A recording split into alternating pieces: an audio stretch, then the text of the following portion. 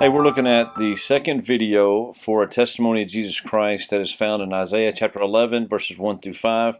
But here we're looking at how he is mighty to judge in verses 3 and 4. So we'll take a look at that together, okay? Isaiah chapter 11, verse number 3 says, "And shall make him of quick understanding in the fear of the Lord, and he shall not judge after the sight of his eyes, neither reprove after the hearing of his ears." So before we get to the fear of the Lord and its relevance and why it seems to be almost repeated from verse number 2, I want to look at how he's not going to judge from the sight of how things look or by how things sound.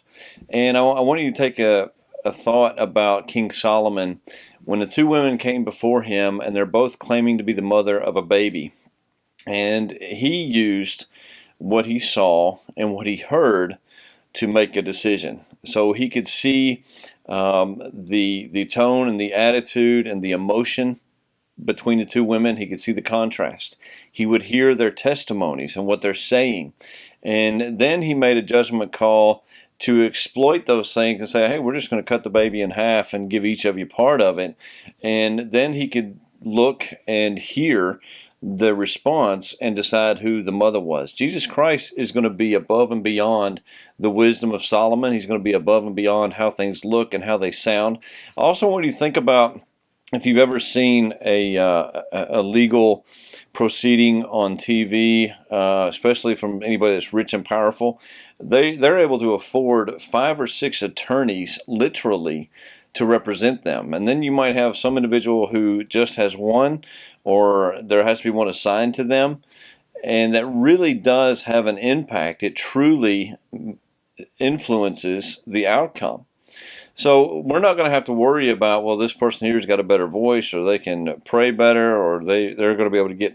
That's not how Jesus Christ is going to make decision upon things. Okay, so now we have in verse number 3, we're still here, and how that it comes into play, the quick understanding in the fear of the Lord. This is a future verse. Okay, so of course it's a prophecy for the nation of Israel, but for you and I, verse number 3 comes into play specifically after the rapture of the church, after the time of Revelation and the tribulation that's going to occur on earth.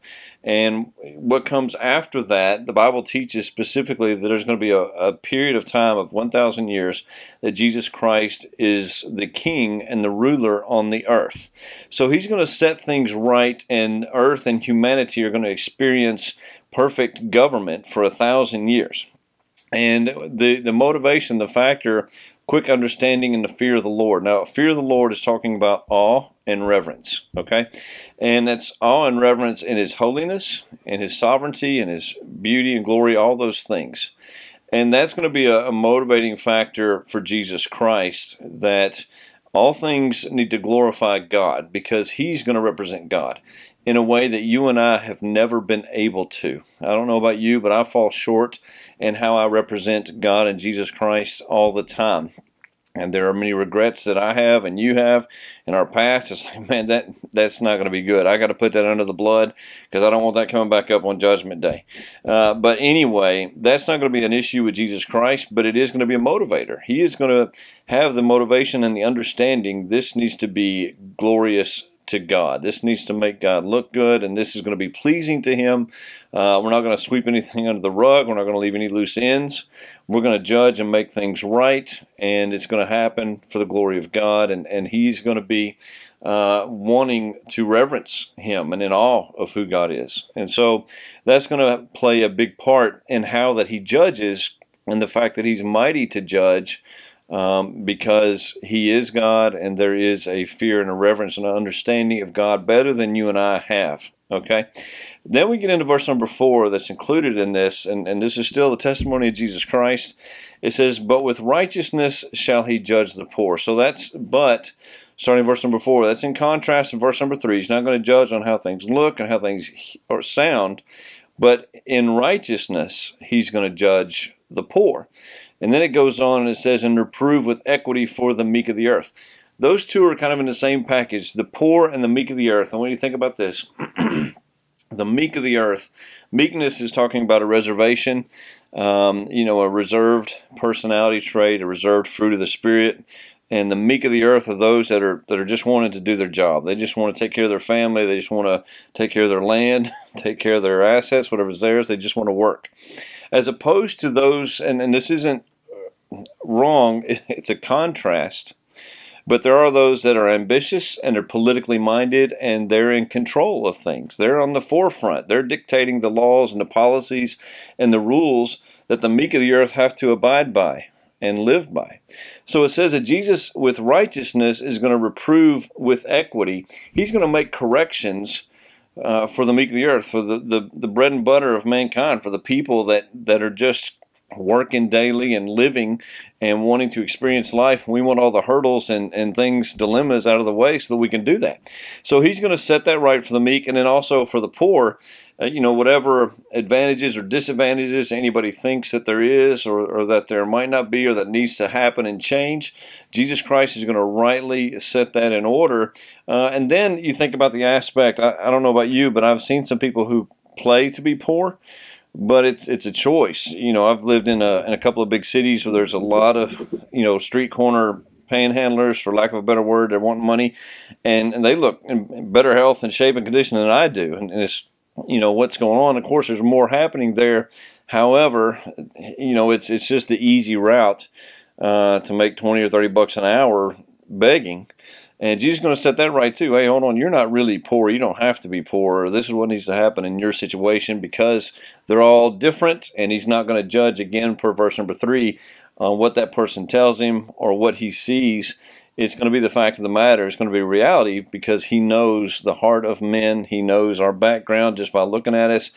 He knows everything before and behind regarding who we are. So he's going to judge that way in righteousness. And we're going to get more into righteousness in verse number 5 in the next video.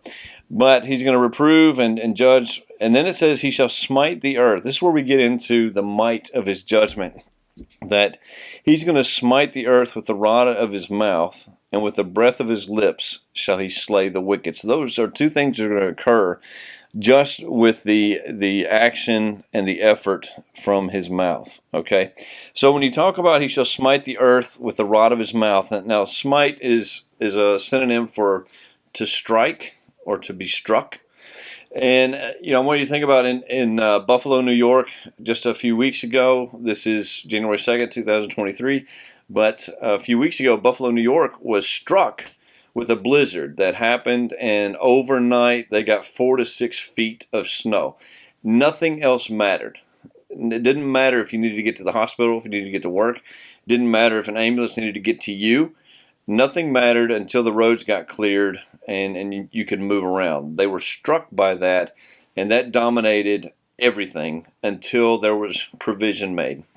I've been down in New Orleans after Katrina, and they were struck by a hurricane, and then there was flooding for 30 to 45 days before the water receded. And in some areas, 4 feet, some areas 20 feet, literally, of water. Nothing else mattered. The city was shut down, evacuated, and abandoned, because they were struck by the hurricane. So when Jesus Christ smites the earth with the rod of his mouth, he's going to say, this is how it's going to be, and this is what's going to happen. And it's not going to be for a city. It's going to be for the entire planet. It's going to be striking, powerful, and mighty. There will be no debate, no dispute. Everybody's going to get on board and get in line and be working towards whatever needs to happen per his dictation from his mouth. Whatever he says, that's going to happen. There doesn't need to be a herald. There doesn't need to be anybody else who says. It's going to come directly from him, and it's going to strike the earth. And then it says, with the breath of his lips shall he slay the wicked. Now, you can look at this. It's also touched on in Revelation chapter 19. It's also touched on graphically and gruesomely in Zechariah 14:12, how that he slays, he just, and they're done, okay? So that's an incredible might. He doesn't have to swing. He doesn't have to have a weapon. He's so mighty and awesome, he can just blow the breath, and all of the wicked are slayed.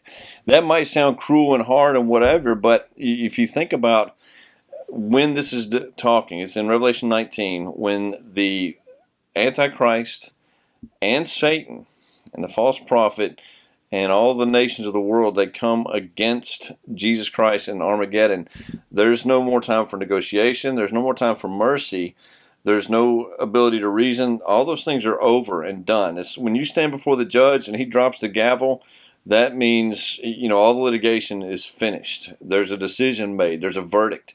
So Jesus Christ is going to slay the wicked. These are those who want to kill him, who want to kill all Christians, all things containing the faith, and they just literally want Satan and his kingdom and his rule.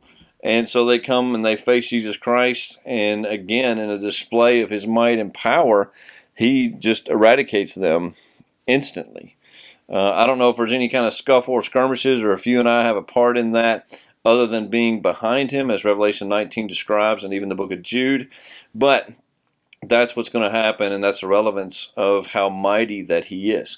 So I hope that you can look at this and understand we are with him. We are in line. If you're not, you should want to be. There might be a part of you who's understands, I want that, I need that, I want to be on the right side of Jesus Christ, and that is with him and behind him and not against him or in front of him. And these are some of the things that testify of who he is and how God has prepared him to be the Lord of the earth, not just Savior. And we'll get into that even more in verse number 5. But these are some of the testaments of Jesus Christ. There's so many. Hope you've enjoyed it and appreciate it. May God bless you. Hope I can see you again soon.